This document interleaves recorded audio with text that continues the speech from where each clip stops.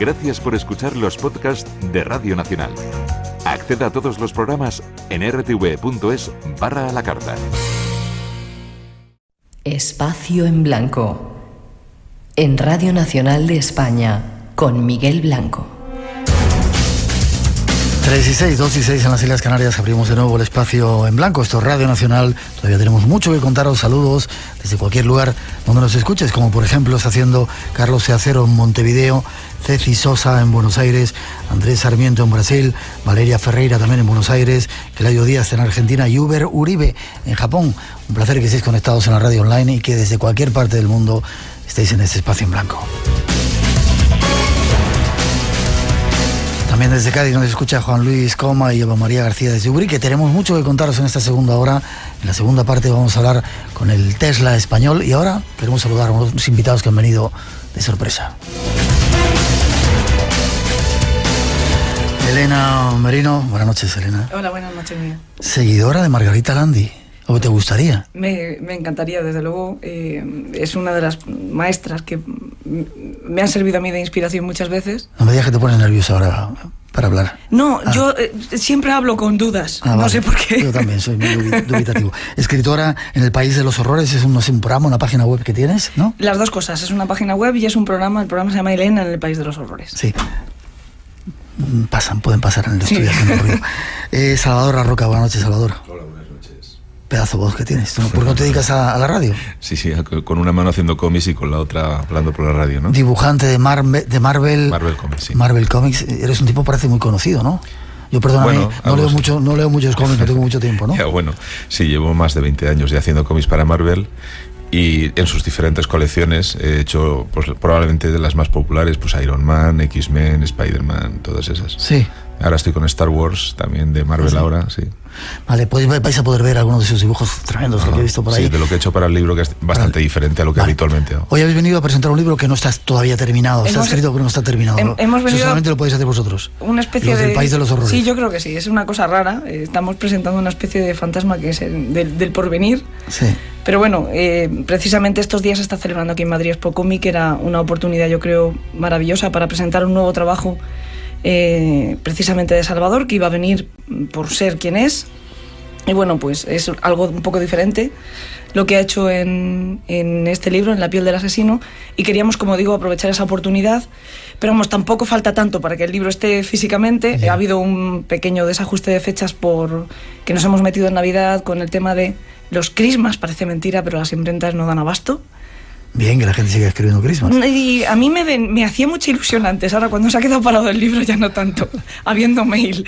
En cualquier caso no faltará tanto, el mes que viene ya seguro que lo podemos tener de verdad con hojas, vale. Que son muchas, por cierto, son 508 páginas. Casi nada. Del libro de asesinos. No estaba prevista vuestra visita, no queríamos hablar de asesinos después de hablar del cine. No, claro. Pero bueno, vamos a contar una historia. ¿Mucho friki con eso de los cómics? Sí, unos cuantos. Aprovechamos siempre las convenciones para encontrarte con el fan y entre esos fans pues hay en grados, te puedo decir. Y frikis con todo el respeto, lo digo, ¿eh? Sí, pero quiero decirte que es muy común ver gente disfrazada de los personajes que habitualmente dibujamos y la verdad es que es pintoresco. Sí. 3 y 9, escuchar esta introducción y entramos un poco en esa piel del asesino, a ver cómo es. Andrei Chikatilo siembra el terror en Rusia durante 12 años matando a niños. Saca los ojos a sus víctimas, extrae sus órganos y se come su carne. El payaso asesino John Wayne Gacy Jr. mata a jovencitos en Chicago. Tortura y mata a sus víctimas. Luego las entierra en su sótano. ¿Por qué se comportan de una forma que podría describirse racionalmente como malvada? Son personas que torturan y asesinan a alguien sin tener motivos para hacerlo. ¿Qué clase de personas son? ¿Qué clase de persona haría una cosa así? Esto te lo pregunto. ¿Por qué esa seducción en principio por los asesinos? ¿Por qué os gusta tanto meteros en la piel del asesino, contar esas historias tremendas de escuchar a un tipo que mataba a los niños, se les sacaba no sé qué, los guardaba? ¿Estáis un poco zumbados o qué? Puede ser. Yo llevo interesada por este tipo de personajes toda la vida, desde que era pequeña. He buceado mucho en mi subconsciente para tratar de entenderme a mí misma primero. Y al final la única explicación racional que encuentro por este interés que comparto con mucha otra gente es que ellos no son diferentes a mí y sin embargo no nos parecemos en nada. Y me encantaría entenderles, me encantaría saber por qué un ser humano como yo, como tú, como cualquiera de los que estamos ahora mismo aquí, son capaces de hacer algo tan horrible que yo ni en mis peores pesadillas me podría ver protagonizando. Yeah. Creo que en parte esa es la explicación, digamos, seguramente más psicológica, y hay otra, que es que me he criado viendo cine negro. Entonces al final... ¿Tú? Sí, todos tenemos, yo creo que de cierta generación tenemos todos una educación muy audiovisual y bueno, pues en casa desde que yo era muy pequeña veíamos mucho cine negro y yo quería ser detective cuando apenas caminaba. Entonces al final me hice periodista, que es un poco ser un detective light, ¿no? Un detective de la información, y que me ayudaba también a desarrollar otra de mis vocaciones, que era la de escribir. Yeah. En ese libro recoges un montón de asesinos. ¿Por qué crees que lleva a una persona a realizar esa serie de cosas tan tremendas? Aunque una vez, hablando con Anthony Blay, llegamos a la conclusión de que cualquiera, si nos apretan los tornillos y se meten con nuestra familia, podemos llegar a ser salvajes y tremendos y asesinar a quien se nos ponga por delante, ¿no? Yo creo que ahí habría que matizar. Eso no nos convertiría en asesinos, posiblemente nos convertiría en defensores de seres a los que amamos. Si yo fuera criminóloga, posiblemente podría recitarte todas las clasificaciones que hay de motivaciones, de control, de por sexual. Al final yo creo que se mata porque se puede. Simple y llanamente, sí. ¿Una cuestión de poder? Por una cuestión de poder, sobre todo moral, porque tu moral te lo permite. Posiblemente los que estamos aquí, como empatizamos con los demás, somos personas sociales, sabemos sentir compasión por el otro, sabemos amar, sabemos querer, no mataríamos a nadie, salvo, como bien dices, por defensa propia o defensa de alguien a quien amamos, ¿no? Pero ellos no aman, no pueden sentir como sentimos nosotros, son puro instinto, no tienen alma. Entonces no existen barreras morales, no existe nada que les impida hacer aquello que les acaba repercutiendo en placer, sentir placer. Casi siempre un placer sexual, aunque no haya un acto sexual de por medio, ¿no? Yeah. Escucha, hemos sacado algunas introducciones, hay mucho sobre asesinos. Escucha esta que tenemos ahí preparada. Edmund Kempa comenzó su carrera como asesino a los 15 años cuando mató a sus abuelos. Tras pasar 6 años en un psiquiátrico, asesinó a 6 chicas autoestopistas en un periodo de 6 meses. Creo que mataba a la gente porque disfrutaba con ello. Era un hombre perfectamente lúcido, capaz de hablar de las acciones más horripilantes, sin mostrar ninguna emoción.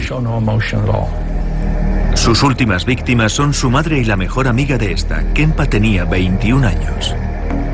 Me confesó que cuando mató a la mejor amiga de su madre, tuvo un orgasmo mientras llevaba a cabo su acción. Condenado a cadena perpetua en California desde 1973, el hombre apodado El Ogro de Santa Cruz continúa en prisión. ¿Quién puede tener un orgasmo matando a alguien? Muchos. ¿Sí? Antes, en la otra introducción que hemos escuchado, se hablaba de Chikatilo, que solo lo conseguía de esa forma. ¿Sí? Solamente lo conseguía cuando destripaba, porque al fin y al cabo lo que hacía Chikatilo era destripar, casi siempre niños o mujeres, pero especialmente jóvenes. Y era la única manera de sentirse placer sexual. Y muchos de los asesinos que están recogidos en La piel del asesino, que son 30 casos, 34 asesinos, 30 casos, 31 capítulos. Es una cosa un poco extraña. Muchos de ellos son asesinos sexuales. Que eso es un componente importante en muy eso, ¿no? Importante, fundamental. No todos lo son, también hay que decirlo. No todos los que están en el libro, no todos son asesinos seriales, tampoco. No todos son psicópatas. También hay psicóticos y hay oportunistas directamente. Pero sí que hay los asesinos seriales que además se identifican con los psicópatas. Casi todos tienen esa motivación sexual detrás. John Wayne Gacy, que también hemos escuchado antes hablar de él, que es el payaso asesino. Jeffrey Dahmer, Edmund Kemper, que por cierto estará en la segunda parte. No está en La piel del asesino. Todos ellos tenían esa motivación sexual y solamente encuentran el placer sexual, incluso hasta llegar al orgasmo, e incluso llegar al orgasmo con eyaculación, cosa que le ocurría, de nuevo cito a Chikatilo, a partir de la muerte, y muchas veces del control del placer de matar o de lo que ocurre después de esa muerte. Con Jeffrey Dahmer no era solamente en el acto de matar, sino lo que hacía después con los cadáveres. 900, 137, 137, mira, me quedo sin voz. Espacio en Blanco, en Radio Nacional, con Miguel Blanco. Esta noche tratando de averiguar algo de los asesinos. ¿Asesinan igual los hombres que las mujeres? ¿Hay más asesinos hombres que mujeres? ¿O? Hay más asesinos hombres que mujeres y no asesinamos de la misma manera. No asesinan de la misma manera. No, esto que dicen de que las mujeres somos más limpias es cierto. ¿Sí? Es más, te voy a comentar así muy rápidamente. Hay una asesina que a la hora de matar no es exactamente lo clásico, es que las mujeres utilicen mucho el veneno, cosas así. Sí. En el libro hay una asesina que no era tan limpia porque de hecho utilizaba un hacha y descuartizaba, pero sin embargo después hacía jabón con los cadáveres. ¿Sí? O sea que al final es verdad que somos más limpias. ¿Cómo se llama? ¿Se llamaba o española? No, es italiana, Leonarda Cianciulli, la jabonera de Correggio. O sea que luego preparaba con la grasa. Preparaba era curioso porque para deshacerse de los cadáveres hacía jabón y determinadas partes, si vale decir, por ejemplo, la sangre, de los cadáveres que ya recogía en un cubo, las secaba y hacía harina para preparar unas exquisitas pastas que comió todo el barrio, incluida ella. Ella se explicó diciendo que todo era un ritual para tratar de superar una maldición que le había echado su madre, por la que se le morían los hijos. Ella tuvo muchos embarazos, no sé, recuerdo, me parece que más de una decena de embarazos, y se le morían todos los niños. Llegaban a nacer pero morían. Le quedaban 4 hijos vivos y ella lo atribuía a una maldición que le había echado su madre. Y entendió, un día dice que vio a la Virgen con un niño ensangrentado en brazos y que ella le dijo que tenía que ofrecer sangre por sangre. En realidad mataba para quedarse con las propiedades de pobres mujeres solitarias. Ya. El mundo en el que estamos, del esoterismo, de ese tipo de cosas, incita también, como hemos visto con Jesús en el cine, asesinatos. Es un buen caldo de cultivo, pero yo creo que quien mata, mata y solamente después encuentra el contexto, ¿no? Es igual que el famoso crimen del rol. No es un jugador de rol peligroso, es que es un tipo peligroso que jugaba al rol, que es diferente. Entonces en esto es igual. Sí es verdad que determinado tipo de problema psiquiátrico que te hace a lo mejor que tu delirio tienda precisamente al tema más esotérico, un tipo de esquizofrenia. Hay algún caso también recogido en el libro como el de Álvaro Bustos, que al final era un enfermo mental que creyó que su padre estaba poseído por el demonio y que salvaba a la humanidad acabando con su vida. Era un oyente nuestro, ¿sabes? No sé si lo seguirá haciendo, si seguirá viviendo, pero escuchaba El Espacio en Blanco. Hemos recibido muchas cartas de él desde la cárcel donde estaba. ¿Desde el hospital? Hospital, sí, bueno. Porque, no sé si era cárcel o hospital, sí. En principio él acabó. Fue recogido en un hospital psiquiátrico penitenciario, sí, del que ya después con el cambio del Código Penal pues se benefició y en principio es libre. No sé si estará en algún tipo de hospital más no penitenciario, quiero decir.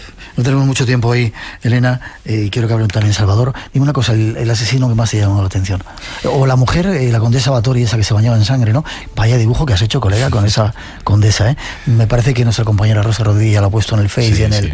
Tremendo, ¿no? Ahora te pregunto si te cuesta mucho dibujar ese tipo de cosas. Vale. El asesino más...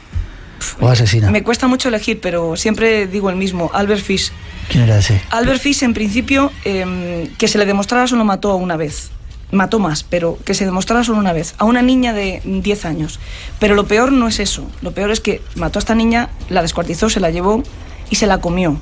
¿Se la comió? 8 años después le mandó la receta a su madre.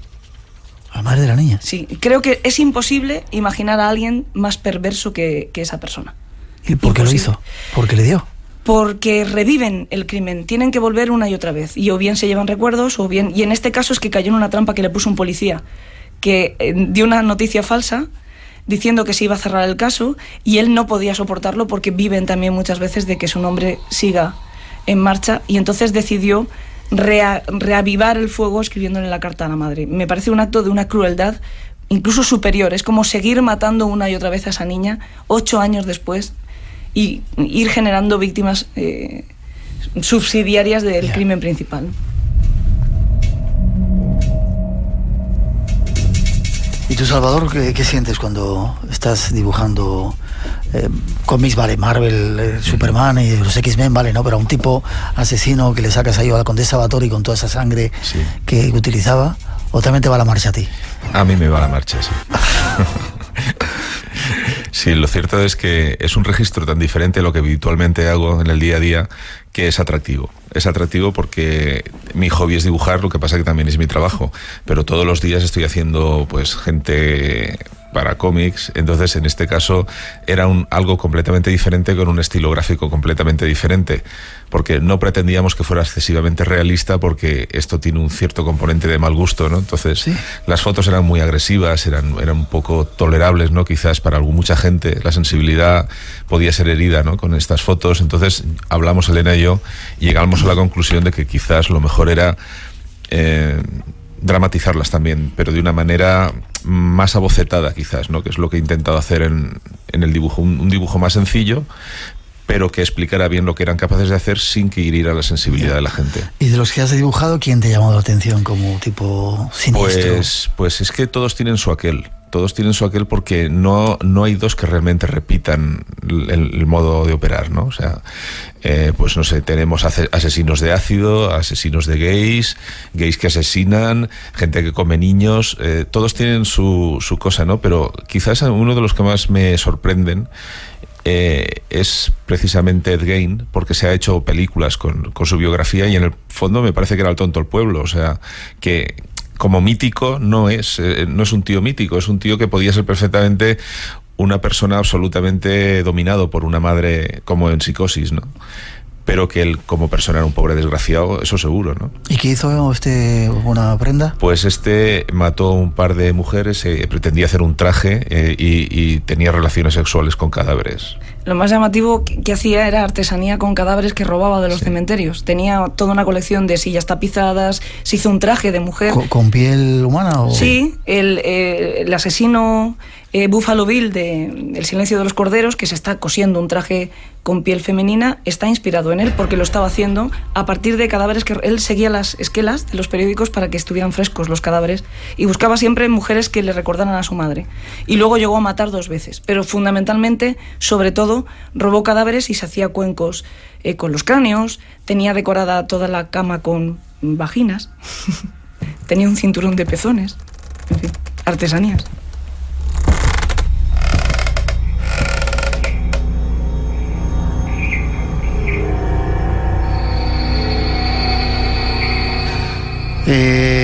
Casi lo último. ¿El caso de alguna mujer, aparte de esa italiana, que te ha llamado la atención, criminal en España? Para mí, sin lugar a dudas, Aurora Rodríguez, la asesina de su hija Hildegard, conocida por la película Mi querida hija Hildegard, y por alguna obra que cuenta el caso de una mujer revolucionaria, intelectual, que decidió tener una hija soltera, que consideraba el acto sexual un mal por el que tenía que pasar para cumplir su sueño. Consiguió embarazarse después, según ella contaba, de 3 encuentros sexuales ocasionales con un hombre al que procuró no volver a ver, y a partir del momento en que nació, incluso todo el proceso de embarazo fue siguiendo un régimen de alimentación, de sueño, etcétera, muy especial. Desde el minuto 0 de nacimiento de esa niña fue aleccionándola para conseguir que fuera un prodigio. Lo consiguió, era una niña que hablaba varios idiomas con los primeros años de su vida, que consiguió licenciarse en un par de carreras antes de la mayoría de edad, que con 18 años había escrito 10 monográficos, especialista en sexología, una intelectual de izquierdas fundamental, y todo lo que quería su madre, Aurora, era conseguir una especie de robot mesiánico, una mujer que llevara a la sociedad a un nuevo porvenir, totalmente social, inspirado en los grandes pensadores de la izquierda.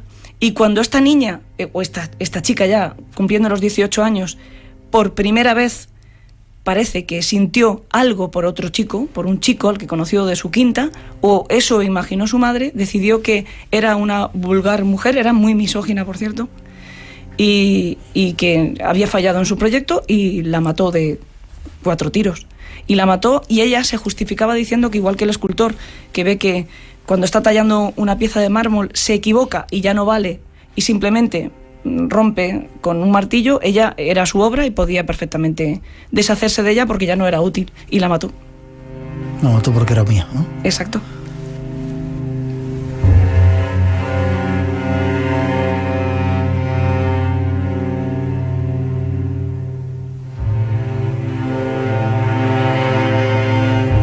Pues tenemos que terminar. Espero verte cuando salga esa piel vuelvas a estar en la piel del asesino, ¿vale? Que no está hecho en piel, que estará en papel.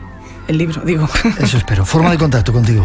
Pues a través de las redes sociales es bastante fácil. En Twitter o en Facebook me tienen, soy Elena Merino. En Twitter, _Elena, _Elena, _Merino, y en Facebook Elena Merino me encuentran. Y si no, eso te buscan y enseguida saldrá el país. Y si no, en el País de los Horrores. Salvador Larroca, gracias. Espero que hayáis disfrutado de estar aquí en el programa. Pues sí, ha sido un placer. ¿Cómo se contacta contigo? No me has hecho un dibujito, pues ahora me he hecho un dibujo. Es broma. No me he durado, no he tenido tiempo suficiente. Es broma. Sí, yo tengo una página de Facebook también de contacto que es Salvador Larroca, simplemente. Sí. Es fácil. Sí. Vale, gracias por Soy el único que... También a vosotros que habéis estado ahí calladitos. Gracias, espero volver a veros, ¿vale? Muchas gracias. Claro que un placer. Gracias.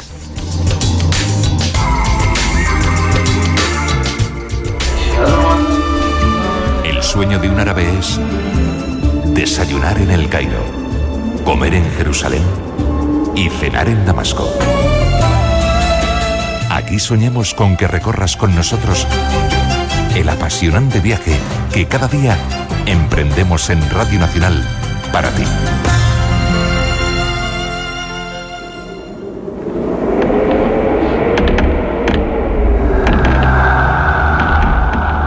Mi novia de aquel entonces, Alicia, siempre me habló de aquella casa. Me habló de sus secretos. Me habló de respiraciones y me habló de pisadas en los pasillos vacíos. Yo por aquel entonces era bastante escéptico y no la creía. Hasta que un día, estando los dos a solas, en su salón, la mecedora de la esquina empezó a balancearse violentamente. Y tal como empezó, a los pocos segundos, se detuvo. En seco. Espacio en Blanco, en Radio Nacional, con Miguel Blanco.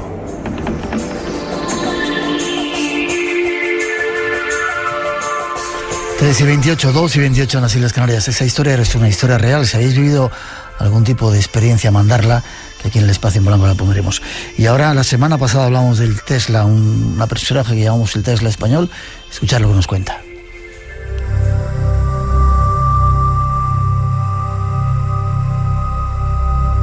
Esta noche queremos presentaros a un inventor al que se le conoce como el Tesla español.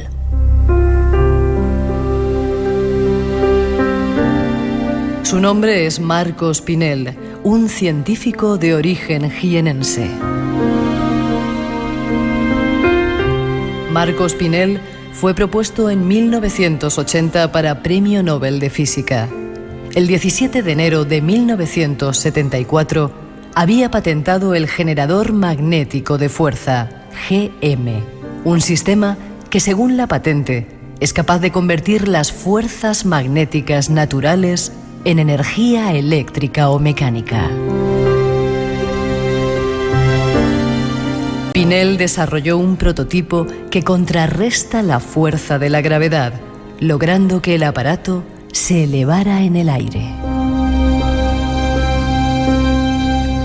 Como había cursado allí estudios superiores de física, propuso el invento a Suecia y los gobiernos de varios países se interesaron por el invento.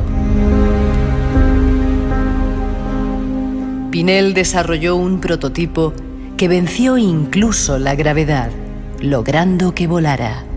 Puso el descubrimiento en conocimiento de científicos y políticos. Suecia y Arabia Saudita se interesaron.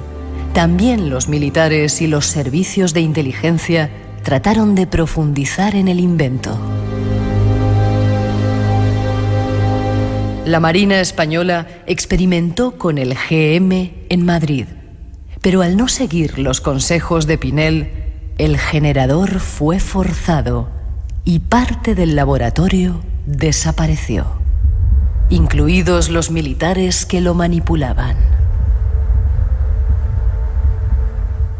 En el pavimento, contó Marcos, se formó un vaciado semiesférico perfectamente pulimentado. El célebre experimento Filadelfia se repetía por segunda vez. Esta noche nos acompaña Marcos Pinel, y queremos que sea él mismo quien nos dé más datos de sus trabajos.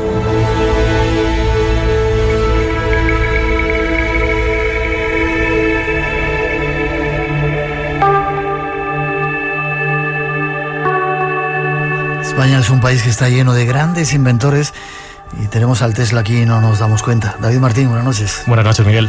Tú descubriste un poco esta historia la semana pasada, hiciste un reportaje acerca de ello y ha sido increíble la respuesta que ha habido de la gente, ¿verdad? Ha habido mucho interés, muchas muestras de interés a través de los canales de contacto que tenemos, de Twitter sobre todo, mucha gente preguntando si podemos darles más datos, pidiéndonos más información y hemos conseguido algo que yo creo que es inédito. Cierto, ¿tú lo explicas? Sí, vamos a hablar con el que nosotros llamamos ya hace aquí un par de semanas ya en la sección, el Nikola Tesla español, con Marcos Pinel, es un sevillano, nacido en el año 39, que cursó estudios superiores de física en Suecia y que fue en el año 1980, Miguel, propuesto para el Premio Nobel de Física. Y seguramente casi desconocido, conocerá más a los grandes hermanos y a la gente que está en la tele por ahí haciendo esas cosas que no quiero juzgarlas. Sabes que sí, que sí. ¿Me dejas que le salude? Por supuesto. Marcos, buenas noches. Hola, buenas noches. ¿Cómo estás? Muy bien, hombre. Yo no sé si se ha dicho que eres de Sevilla o eres jienense. Yo tengo datos de que eres de Jaén. Sí, bueno, yo nací en Villanueva de Arzobispo, Jaén, y me desplacé, estuve aquí en Sevilla, llevo 50 años en Sevilla. Ya. Bueno, pues gracias a David Martín, nuestro compañero, estás aquí con nosotros a petición de un montón de gente y él te siguió la pista. ¿No te importa que te llamen el Tesla español? No me importa.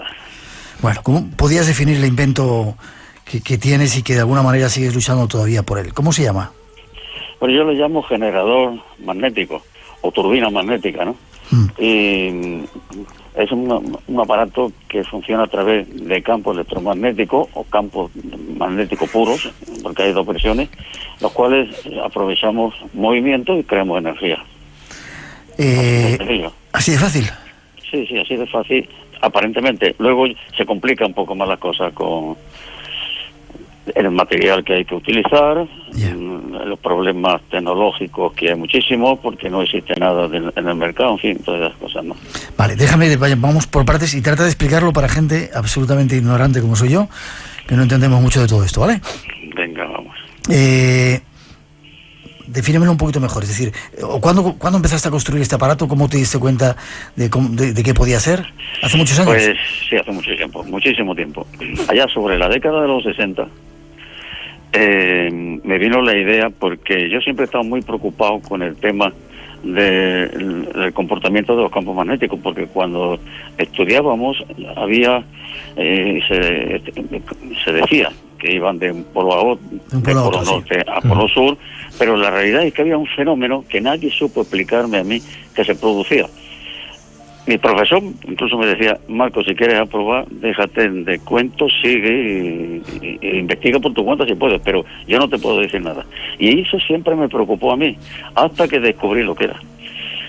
¿Y qué es lo que era? Lo que era es que las líneas de un campo magnético no van de norte a sur, sino van de norte a Ecuador y de sur a Ecuador. Son direcciones completamente distintas y crea una zona negativa o neutra en el centro. Ese fue el principio. Una vez que descubrí eso, el generador magnético, a mí me surgió el generador magnético, puede surgir 1000 formas más de energía aprovechando este fenómeno.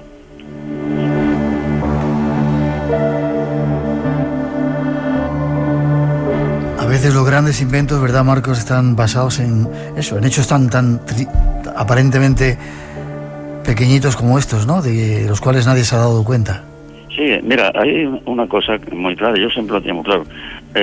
La naturaleza es la más sabia que existe y nos lo presenta de una manera tan fácil, tan sencilla, solamente hay que estar un poco despierto y verlo. Esta energía, el universo funciona con esta energía, con la magnética, no funciona con otra. El equilibrio en el universo está precisamente en el magnetismo. El utilizar un desequilibrio, que es el caso que yo hago en un generador magnético, lo que hago es crear un desequilibrio, y como todo en el universo tiende a equilibrarse, este aparato intenta buscar el punto de equilibrio que nunca encuentra, porque yo lo tengo, está desequilibrado, y ese es precisamente el movimiento y rotación que hace y la inducción que crea y los fenómenos que se producen después, ¿no? Hablas de los años 60, tú te das cuenta de cómo funciona este asunto y te pones en contacto con las autoridades, ¿no? Sí, bueno, lo primero que hice, como siempre, digo, esto mejor para España. Siempre he luchado que sea España quien tenga esto, y de hecho pues me puse en contacto con el rey cuando al principio de ser rey, ¿no? Y él me mandó al Departamento de Nuevas Tecnologías en Madrid, al director general de Nuevas Tecnologías, y este señor me citó, y estuve en Madrid y le intenté explicarle el sistema, pero este señor no me dejó. Me dijo así, sin más, ni cómo está usted, qué tal el viaje, nada. Oiga, señor Pinel, en física está todo inventado. No me venga usted aquí con cuentos chinos. Usted lo que quiere es sacarle dinero al Estado. Así dicho de esa manera, bueno, yo me quedé, yo que iba tan ilusionado porque pensé, bueno, si yo voy recomendado por el rey, seguro que algo saldrá. Y me encontré con aquello, ¿no? Fue muy desconocedor total. Impresionante. Sin embargo, Marcos, gracias a Radio Nacional de España, Radio Exterior, alguien se entera ahí fuera de tu invento o de tu patente, ¿no? Eso lo tienes patentado, ¿verdad? El generador magnético. Eso está patentado. Sí, claro, gracias a Radio Nacional de España, que me hizo varias entrevistas aquí en Sevilla, y gracias por esas noticias y por esta información que daba Radio Nacional de mi sistema, se enteraron en Suecia, y gracias a ellos pues yo estuve en Suecia y se hizo un primer aparato. No era generador puro porque no había todavía material magnético adecuado. Se hizo un generador magnético mixto y estuvo funcionando y se demostró allí en Suecia. También tuve la mala suerte, entonces la época aquella era cuando el presidente que había en Suecia era Olof Palme, y cuando estaba muy entusiasmado este presidente con todo este sistema. Lo que pasa es que este hombre lo mataron, y la casualidad que lo mataron, y todo aquel sistema se vino abajo. Ya no se hizo nada, no solamente con el generador magnético, sino con otros fenómenos secundarios del generador magnético, como era la depuración de agua totalmente contaminada y radioactiva a través de los campos electromagnéticos y el fenómeno que se producía con el generador. Fue una pena, pero también se hizo. Ya. ¿Te pusiste en contacto también con los Emiratos Árabes, o se pusieron en contacto contigo alguien de los Emiratos Árabes, los mayores productores de petróleo? Bueno, allí había un contacto en Suecia que era el que me llamaba y me decía, mira, tenemos esto, pasa esto, hay mucho interés, hubo interés en Arabia Saudí. Lo que pasa es que a mí aquello me dio bastante miedo, ¿no? Porque yo le dije, los suecos estaban muy ilusionados con Arabia Saudí, pero ofrecían mucho dinero, cosa que a mí eso me asustó. Y luego sabía que no se iba a hacer, porque ellos iban a coger patente y aparato y lo iban a esconder, lo iban a guardar y no iban a acercar nada. Y yo no quería eso, yo quería que esto se diera a conocer cuanto antes, porque era un bien común para todos. Ya. En 1980 te proponen para el Premio Nobel de la Física. ¿Qué pasó? ¿Quién te propone? ¿Cómo es eso? Fueron los suecos, lo que lo propusieron. Fueron los suecos, simplemente me lo dijeron. Dice, mira, Marco, hemos pensado que vamos a proponerlo y a ver qué sucede en la academia, pero lo vamos a proponer, y ellos lo propusieron. Y hombre, no exageré, además todavía no. Sí, la cosa es interesante. Y bueno, y lo propusieron. Lo que pasa es que no salió. En aquel año me parece que salió un chino o japonés, que se llevó junto con un norteamericano en física, sí. Ya.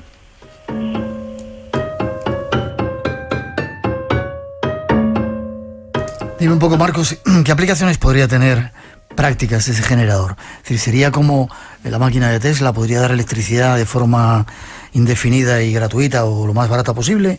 ¿Serviría para que anduvieran nuestros coches? Cuéntame. Sí, claro. Esta unidad, este aparato puede crear energía, dar energía. Por ejemplo, un aparato con un diámetro, porque son rotores horizontales, un diámetro de 3 metros, podríamos conseguir a la hora 35.000 kilovatios. ¿Qué me dices, A lo que es igual a 35 megavatios a la hora. Con un aparato... Con una unidad de 3 metros de diámetro. Ya, eso, discúlpame, Marcos, no es los molinos, esos generadores aéreos, eólicos que tenemos, son mucho más grandes, ¿no? Las palas, me refiero. Bueno, claro, efectivamente, esos son enormes porque las aspas que tiene. Sí. Esto además es plano porque el generador tiene una altura aproximadamente de 60 centímetros y un diámetro de 3 metros, o sea, es un plato casi completamente. Sí. Este aparato, aparte de que no necesitas la energía que se produce, transportarla y llevarla con cable y poste hacia las ciudades, este aparato puede ser instalado en la misma ciudad, lo cual ya es una ventaja enorme, puesto que ese paisaje que afea tanto de la geografía española, con tanto poste, con tanto cable, tendido eléctrico, alta tensión y todo esto, eso no haría falta, porque el equipo, la unidad, estaría implantada en cada pueblo y ciudad. En la entrada, y luego ya se distribuye a través de los cables, y con eso tendríamos suficiente energía para iluminar, por ejemplo, Sevilla o una ciudad. Por ejemplo, mira, va en función, pues he puesto el ejemplo de los 3 metros de diámetro, sí. Pero esto podemos tenerlos de todos los diámetros que queramos. En función del diámetro aumentamos el consumo, aumentamos la producción de energía. La duración de cada pieza magnética es del orden, según el fabricante, de 25.000 años. Eterno. Por tanto, energía, lo cual no aguantaría la máquina, aunque la máquina lleva un cojinete magnético que no tiene roce ninguno y un alto vacío dentro, el roce se elimina y la velocidad aumenta y la generación de energía también. Y tenemos ahí 50, 60, 100 años sin problemas de ninguna clase. Ya. Lo presentas como un invento que podría cambiar el universo. ¿Por qué no está funcionando? En otro tiempo, según aquí los datos que me ha pasado David y que hemos estado leyendo, tuviste algunas amenazas, ¿no?, de gente que se te acercaba a ti y decía: ten cuidado con lo que estás haciendo, ¿no? Sí, en Madrid, concretamente, yo tenía el aparato todavía no estaba totalmente terminado, era unos impulsores, pero con esos impulsores magnéticos daba el funcionamiento correcto y los cálculos necesarios para construir el generador. Entonces vinieron a verme 3 señores y quedamos citados en Madrid, porque yo tenía el aparato en Madrid. ¿Los 3 señores de dónde venían? ¿Del ministerio? Ellos se presentaron como entusiastas y ellos decían que eran entusiastas del tema del magnetismo y que querían ayudarme. Así se presentaban. Sí. Me dieron unas tarjetas, no recuerdo de dónde, con el nombre, eran los nombres de ellos. Bueno, estuvieron viendo el aparato y después de ver el aparato, pues empezamos a hablar, ellos empezaron a discutir. Uno de ellos me llama aparte y me dice: Marcos, no siga usted con el aparato, no siga usted con los campos magnéticos. De momento, no siga usted con los campos magnéticos. ¿Y por qué? ¿Qué pasa? Yo estoy totalmente ilusionado, yo pensé que ustedes me iban a ayudar. Sí, le vamos a ayudar, pero no es el momento, más tarde. ¿Cómo que no es el momento? No es el momento. Si sigue usted puede tener problemas y graves. Y efectivamente, yo no le eché cuenta a aquellos señores y sí tuve amenazas cuando vieron, porque vieron que yo seguía trabajando en el tema este. Ya. Incluso tú llegaste a llamar a esos teléfonos y nadie contestó, como si esos teléfonos fueran falsos. Sí, las tarjetas que me dieron, a la semana de haber estado en Madrid, después de haber visto a estos señores, pues me dio por llamar, porque a mí me preocupó aquello de que me dijeran que no siguiera. Y llamé al primero, que era de Valencia, y no existía ese señor, ni la dirección ni el teléfono. Eso ya me preocupó bastante. Entonces llamé al otro, que era de Victoria. Igual, la misma, nada, salió una señora: mire usted, no. Mire usted, aquí no vive nadie. Hombre, señora, sí. No, le he dicho que no vive nadie. Vale, gracias. Y el otro de Madrid, exactamente igual. No existían ninguno de los 3.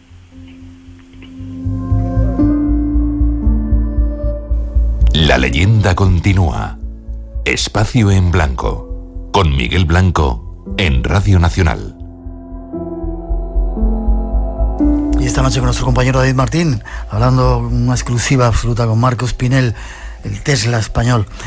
Marcos, dime otra cosa. ¿Ese generador funciona con electromagnetismo? Es magnético, o sea, no necesitas meterle, yo que sé, gasolina para que funcione ni nada, ¿no? La energía la saca de la propia Tierra. Sí, no necesita ningún tipo de combustible, nada.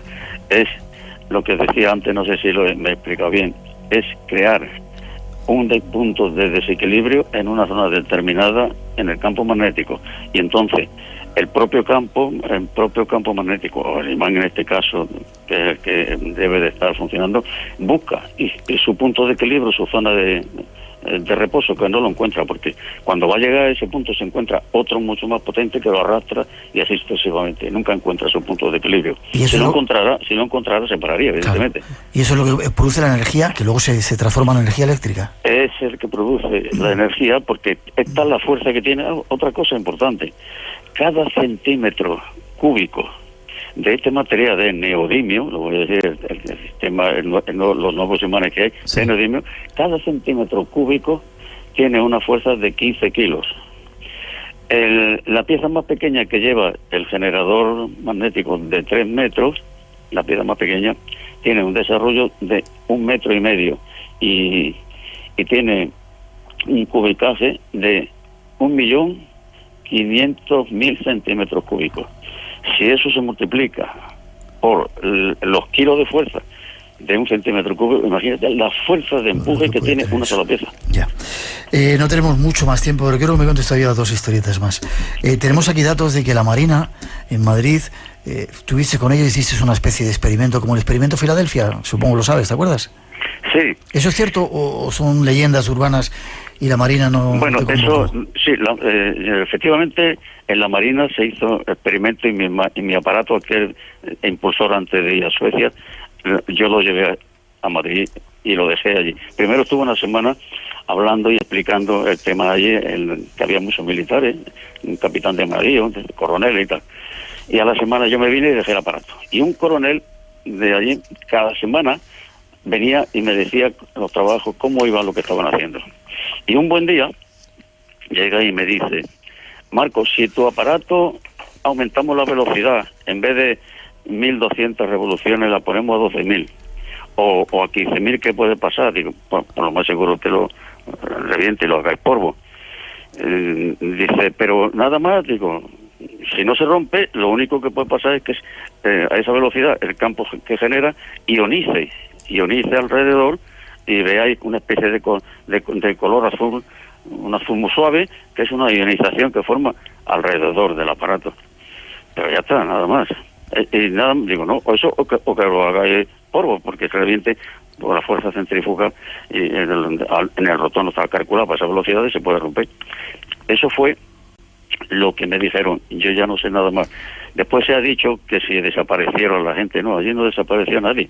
Simplemente, si hicieron algo, es que aumentaron las velocidades, ionizaron alrededor y crearon un halo, una especie de halo de luz alrededor del generador, nada más. Ya. Aquí teníamos un dato que hemos dado en esa introducción, que decía que en el pavimento, parece que lo contabas tú, se formó un vaciado semiesférico perfectamente polimentado. ¿Tú no estuviste allí? No, yo no estuve allí. Vale. Hay mucha leyenda urbana. Sí, Pregunta, eso no, es verdad, hay mucha leyenda. Pregunta que te hago: ¿cuánto dinero costaría hacer ese aparato para que tuviéramos electricidad en todo Radio Nacional? Sí, si estos aparatos se hicieran en serie sería muy barato, pero como hay que hacer siempre el primero, y como no hay nada hecho, y hay que diseñar los utillajes para hacer las piezas magnéticas, entonces eso sí saldría muy caro. Saldría del orden de 900.000 euros, 1.000.000 de euros, quizás el primer aparato. Después, una vez teniendo los utillajes, ya eso pues bajaría el precio, claro. 1.000.000 de euros por aparato, dices que saldría. Por este primer aparato, sí. No, por este primero, los demás no sé cuánto, sería mucho más barato, evidentemente.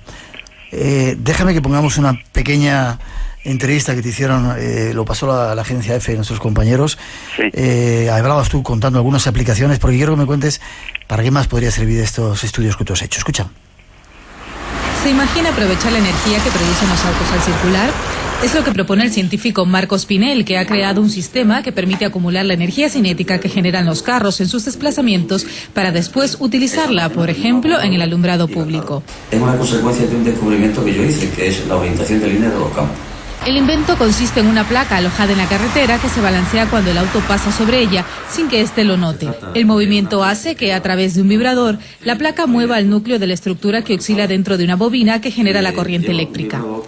Y para poner en marcha el sistema solo es necesario colocar las placas sobre la vía y las bobinas al margen de la misma o debajo de la tierra. Pinel, propuesto al Premio Nobel de Física en 1980, tiene esta y más ideas para demostrar que la energía tiene más fuentes de las ya conocidas. Ahí está esa entrevista que te hacía en ese corte. A otras aplicaciones, decías depuración de agua, este generador magnético para producir electricidad y esas placas que se pondrían en el pavimento para... Sí, simplemente se pasa el coche, la pisa, se lleva un microinterruptor y genera, y manda, ese impulso manda mover a unos generadores verticales. Y esos generadores verticales pues genera la corriente eléctrica. Este no tiene nada que ver con el generador magnético puro. Son otras de las aplicaciones que yo le saqué. Dime una cosa, Marcos, llevas como 50 y tantos años luchando por esta historia, ¿no? Sí, pues llevo, fíjate, desde los años 60. Ya. ¿Nadie te ha hecho caso? ¿Eso significa que o estás loco? Sí, bueno, y lo que cuentas son historias de estas, o que eres un genio y que puedes estropear el negocio a los del petróleo y demás historias que hay por ahí. Yo pienso que los intereses creados son los que no me dejan. Pues ya me han avisado bastantes veces el tema de que no siga con la energía, otra cosa, el tema de la depuración de aguas residuales o aguas contaminadas, de alta contaminación. Sí. El problema es que esto lo hace sin necesidad de ningún producto químico. Entonces, ¿cuál es el problema ahí? ¿Por qué no se hace? Pues porque hay muchos intereses creados con el tema de los productos químicos que se le agregan a las aguas para depurar esta historia. Entonces, el negocio se le va. Está claro, se le va y no me dejan. Ya. Marcos, ¿de qué has vivido todo este tiempo, desde los años 60? Pues... Perdóname que te pregunte. Sí, he vivido del aire acondicionado, precisamente. ¿Sí? Del aire acondicionado. ¿Que ponías aires acondicionados o que has inventado un aire acondicionado nuevo o qué? Me ponía a hacer aire acondicionado normal y corriente, calculaba, lo hacía y lo montaba. Y también cuando podía, soy piloto también, y entonces la aerotaxia y algunas cosas hacía, y así iba sobreviviendo, claro. ¿Tienes familia, supongo? Sí. ¿Tienes familia, digo? Sí, qué familia. Ya. Pero sí me gustaría que España, porque yo eso siempre lo tengo muy claro, que sería España quien me gustaría que esto lo sacara adelante, si es que se decide alguna vez hacerlo. Ya, sabes que Radio Nacional lo escucha muchísima gente. En un momento vamos a dar tu forma de contacto por si te quieren ayudar, pero yo creo que 1 millón de euros no es tanto dinero para hacer esto. La cantidad de pruebas que se están haciendo, por si realmente funcionara, sería un invento que cambiaría la humanidad, como lo que parece que Tesla había hecho por ahí, ¿verdad? Cambiaría la humanidad totalmente. El calentamiento del planeta se podría eliminar, porque es que no contamina nada en absoluto. O sea, no sé, es tanta la cantidad de aplicaciones, todo lo que te imagines se puede realizar con el sistema este. Dime una cosa, ¿también serviría para los coches? ¿Podrían los coches ir...? Claro, serían eléctricos. Y además porque un generador de este tipo producía la energía necesaria para estar, o sea, no tendría que, todo cambiaba, no había motor de explosión ninguna. El petróleo sería para otra cosa, pero no para moverse. ¿Cuántas patentes tienes? Pues 7 patentes. Vale, esto lo tienes patentadito y tranquilo, ¿no? Sí, 7 patentes de generador, de la desaladora solar, que es otro sistema extraordinario para los desiertos, producir agua, que ya se produce, con el sistema se puede producir toda la que se quiera. Un desierto se puede convertirse en una vuelta, así, muchas cosas. Personas que no tienen nada ahí en África, que están muriéndose de hambre, podrían tener su energía, podrían tener agua, podrían tener todo esto. Es una pena. Marcos Pinel, déjame que ponemos un poquito de música y damos una forma de contacto, ¿te parece? Venga, muy bien.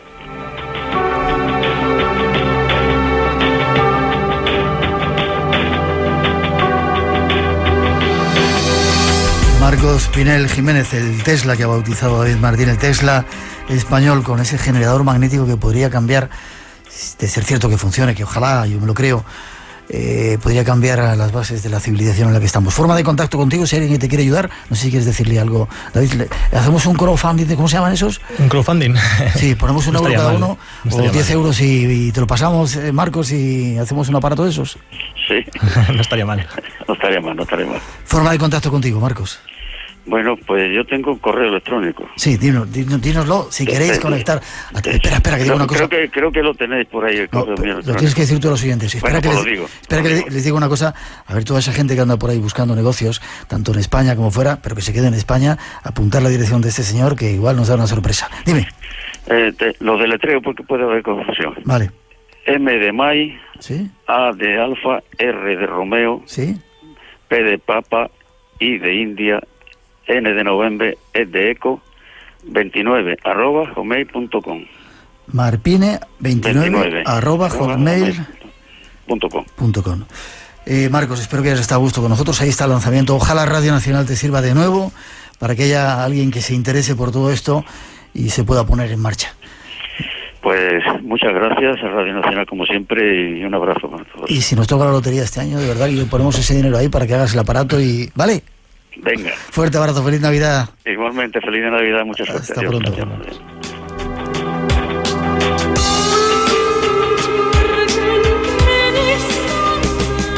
¿Te imaginas que fuera verdad, David? No estaría mal, no estaría mal. Yo solo espero que por lo menos contribuyamos esta noche a que ese momento que esos hombres desconocidos decían se acelere un poco, llegue un poco antes, porque desde luego que revolucionaría. Supongo que a Tesla, el Tesla original ese de América, le pasaría más o menos igual. Al principio tuvo mucho éxito, tenía mucho dinero, batalló mucho con para que le reconocieran el invento de la radio y al final murió hecho polvo en un hotel también, sin dinero ni nada. Hay muchos inventores de estos que podían cambiar las cosas. Quizá había que poner un poco de oído, ¿verdad? A lo mejor había que hacerles un poco más de caso. Yo solo espero que en esta ocasión demostremos ser un poco más inteligentes de lo que lo fuimos con el Tesla original y le demos un poquito de cuartelillo a Marcos Pinel para demostrarnos lo que es capaz de hacer, que ya llevo mucho tiempo peleando por ello. Ojalá hubiera mucha más inteligencia. Ojalá. Y con lo que se gastan por ahí, los millones que se gastan por ahí en tarjetas y en cosas de esas raras. Fíjate.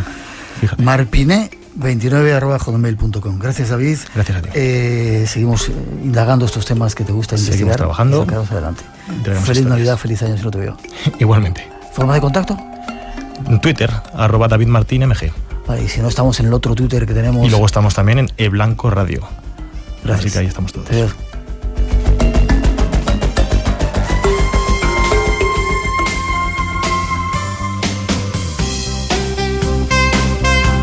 Esta música indica que llegamos al final de estas 2 horas, de este apasionante viaje que ojalá hayáis disfrutado del espacio en blanco aquí en Radio Nacional. Teníamos 5 ganadores que son Marc Contreras del Facebook, Jesús Gallardo de Cartagena, Roberto Fernández de Valencia, María Toro también de Facebook y Maribel Valdivia de Cáceres. Poneros en contacto con nosotros, mandarnos la dirección y os mandaremos ese regalito que teníamos previsto para hoy. Ha sido un placer estar juntos. La semana que viene más Espacio en Blanco aquí en 7 días. El Mundo del Misterio volverá a Radio Nacional. Disfrutar de la semana, seguir en esta sintonía y nos vemos. Cuidaros.